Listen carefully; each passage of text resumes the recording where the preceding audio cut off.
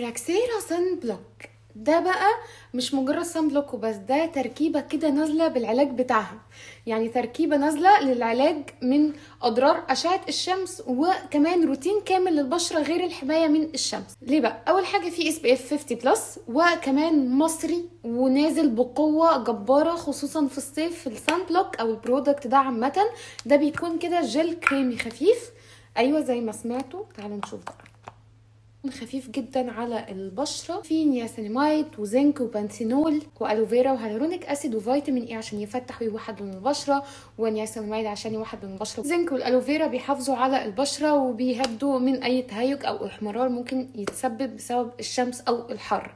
احنا لو حطينا سان سكرين، الحر نفسه بيكوي في الجلد، السخونيه، فتخيلوا ده حمايه وعلاج في نفس الوقت. والفيتامين اي عشان يديكي النضاره برده والتفتيح. النياسيناميد عشان يوحد لون البشره ويقلل التصبغات والبقع.